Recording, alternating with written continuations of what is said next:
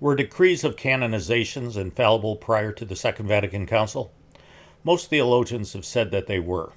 However, not all theologians agreed. St. Thomas Aquinas probably summed it up best when he said, "The honor we show the saints is a certain profession of faith by which we believe in their glory, and it is to be piously believed that even in this the judgment of the Church is not able to err." St. Thomas's use of the term pious belief suggests that he felt that it was likely that canonizations were infallible, but it wasn't 100% certain.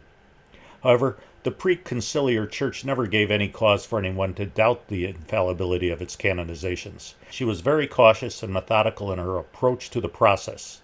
For the last several centuries, she employed a devil's advocate in the process to ensure that only truly saintly people were canonized. The Catholic Church canonizes or beatifies only those whose lives have been marked by the exercise of heroic virtue, and only after this has been proved by common repute for sanctity and by conclusive arguments. As I stated in my last video, during the reign of Pope St. Pius X, only 4 saints were canonized.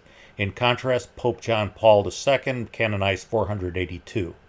Did people suddenly become much more holy after the Second Vatican Council, or did something fundamentally change in the Church? I submit to you that something has changed in a fundamental way.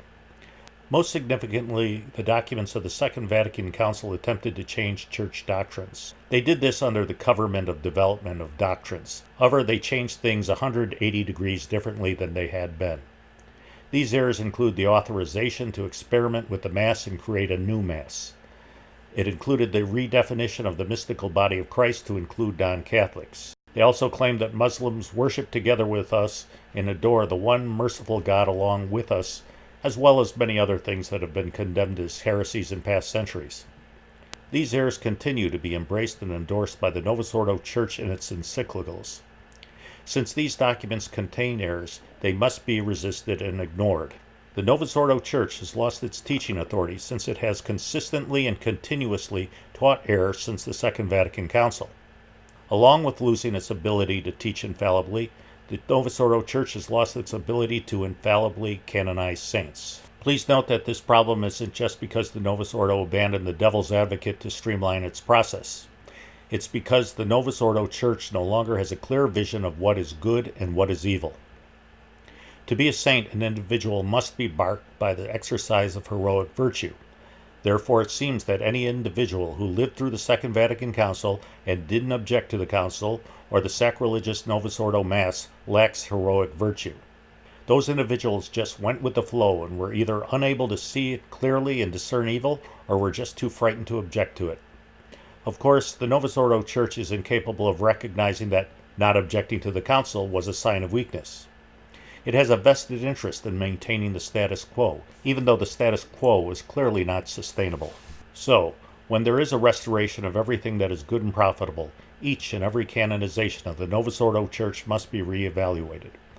Given the vast number of canonizations that have been rubber-stamped, there's a good chance that many, or even most canonizations of the Novus Ordo Church will not be maintained by the restored Church. For the next video on this playlist, we'll discuss whether the Novus Ordo Church itself believes that canonizations prior to the Second Vatican Council were infallible. Well, I hope you enjoyed this video. I'll be back again within a week with another one. But in the meantime, please check out my Facebook page and my Twitter page. Every day I post additional content that you won't find on this YouTube channel.